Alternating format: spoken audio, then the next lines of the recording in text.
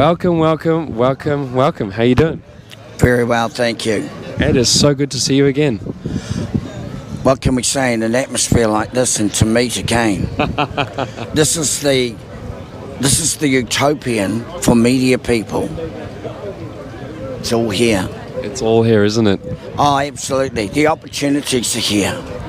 And it's real time without, just in the simplicity of a message. For instance, capturing footage of donuts being given out for free. Capturing footage of haircuts for those that weren't allowed to have haircuts. Capturing footage of people working with beauticians, and doing makeup for people who weren't allowed to see beauticians. Capturing people that were able to eat without price, and these were peoples that didn't have to have a vax pass to go and eat. Capturing all these elements is what makes the matrix of transformation. And why? And if I may be candid, and I'm not here to be disrespectful to our rangatieras, those who are in charge of our nation. But I'll say this, the greatest threat was the fact that the donuts are getting cold. The greatest threat is that the children are getting taught, and they've got entertainment right now and they're watching a movie. The greatest threat is that people are loving each other, and that there is it's like there's a paradigm outside of normality, out of the natural realm, that has brought this together. I know that may sound as a narrative that's, that's how I'm seeing it.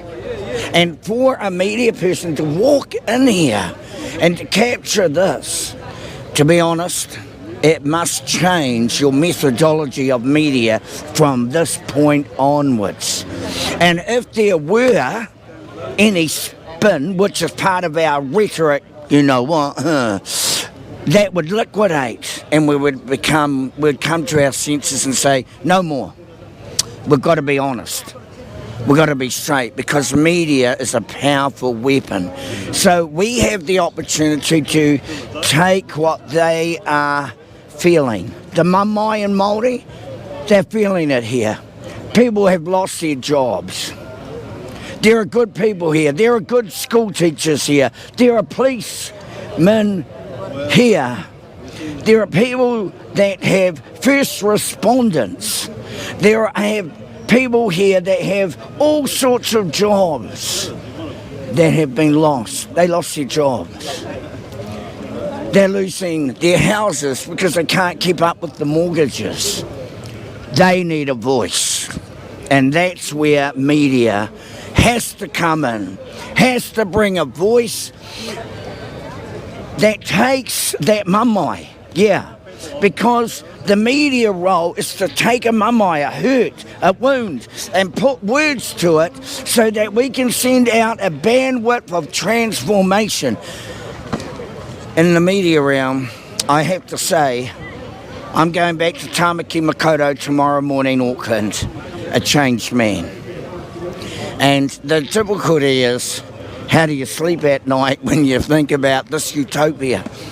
And to have captured this utopia has been the greatest privilege that I can say I've ever experienced. And I've experienced a lot. I was there at the America's Cup, you believe it, I was there. I was there at all the biggest events. That's right, the Smiley was there. And to be here has been the pinnacle. But this was the greatest highlight. I went around, I was walking around, and there was a group, and there was a man who spoke on what it means to be worthy, but he's unworthy. That's how he felt. And do you know what happened? At the climax of what he had to say, people went up and hugged him. And they hugged him. And then it ended up about 50 people hugging this guy. He was right in the middle, and they had all these hugs. I captured that on camera. And that's going to be powerful. That's going to resonate. And I would, you know, to our rangatira, this has a voice. Freedom is a voice that we need to take note of. If we're going to have a bright future, we need to take note of. And that's our job. How important is our job? How important is this? How important is that camera? How important is it for us to get out there and do what we do? It's because we can take the voice of the peoples here and the mamai, the hurt, the wounds. We can take that, put words to it and create a transformation package. I believe the way forward is not start a political party. Forget that. Because otherwise you're going to have to be bureaucratic and institutionalised in your mindset. This is the answer. It's a portal of one voice community transformation. And that can make the difference. This bond here, because we are having an organic manifestation within a community working together. So it's not about start another political party or anything like that. It's about remaining close as a unit, loving each other. And my job, I have a really important executive job. So when people were lining up to get their meals, and then I said with tongue in cheek, and I said, okay, you all have to give me 5, otherwise you're going to starve. So can you imagine, I was down there, they're all giving me 5s and 5s everywhere. And then as they went to have a meal, and I said, remember, love each other. That's an important role, to be a Smiley of unity, love and kotahitanga. And it's those little wee things. And there was another role that I did that captured as people were walking through the gate. And I said, where did you come from? Christchurch. Where did you come from? Hamilton. Where did you come from? Different parts of the country were coming out. Why is that important? Because they need to realise that this is not just based on one city. And by the way, Ngāti Porneke is now the capital protest city of New Zealand. Check that out. It is the capital revolution of peace of New Zealand. So that's how I see Ngāti Porneke. I see it in that light. I see everything that happens, so you can imagine it. I'm still struck by the fact that donuts got cooked. Whoa! Check it out. Check it out. Check it out, man. So these donuts are going through my head. But it's those little things. It's the little things in life, eh? Oh, yeah. The fact that the children can run around. Have you seen one kid cry yet? No.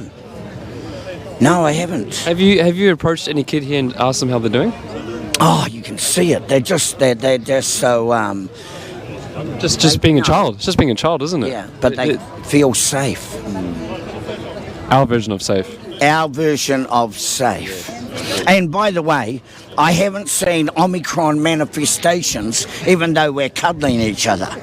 I haven't seen...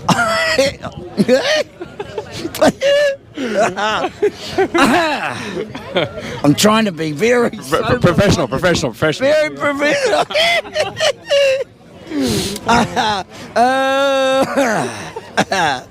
But what I have seen is a lot of people respecting each other. And this is an interesting thing. You walk down the street, and no disrespect to the majority. And, with the masks and everything like that, and it's all part of our culture now. And this is a very important point. If you can change the behaviour, you can alter the culture. So within behavioural science, all you have to do is change the behaviour, and you can alter the culture. Okay, put a mask on. Have a vaccination pass when you go and buy, and when you get a haircut, and you do things like that's behavioural. So behavioural, therefore, becomes the authority that ties you to a cultural manifestation. And that cultural manifestation is now 3 words. COVID, culture, NZ. COVID, culture, NZ is what we created. And some are resisting COVID, culture, NZ. Do you dig me on that one? They're saying, no, we don't want to be a part of that cultural transformation. And that's where we are today. They're saying no to COVID, culture, NZ. And they want to have an autonomous identification. So what is COVID really about? Identity. Who you are as an individual. So the COVID isn't just a medical issue, because Omicron is 60 to 80% less dangerous than Delta. You don't die in most cases with Omicron.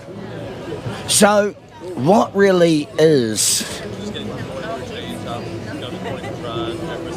the real message? I'll tell you what it is.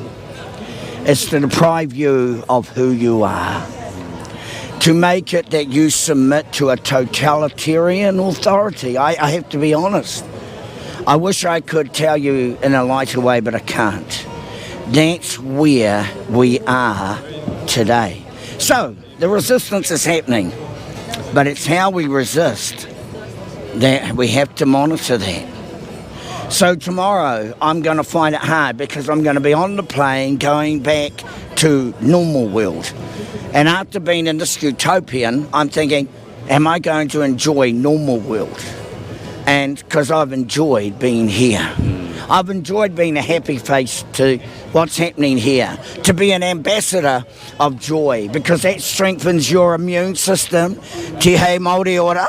And that will strengthen your immune system. Happiness, you know, a bit of laughter won't kill you, honey. Put a smile on that dial and you won't die.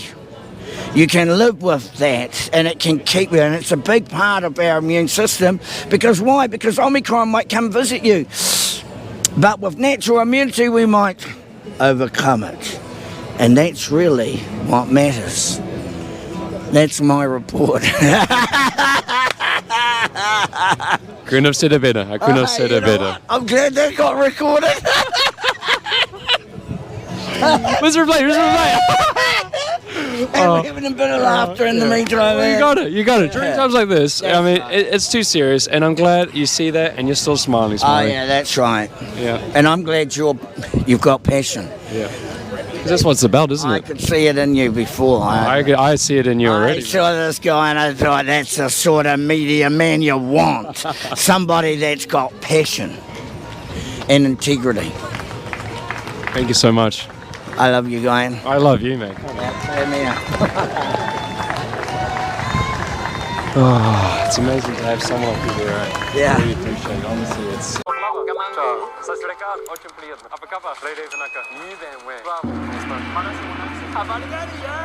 What's up, I'm Terrell. I'm Lingalui.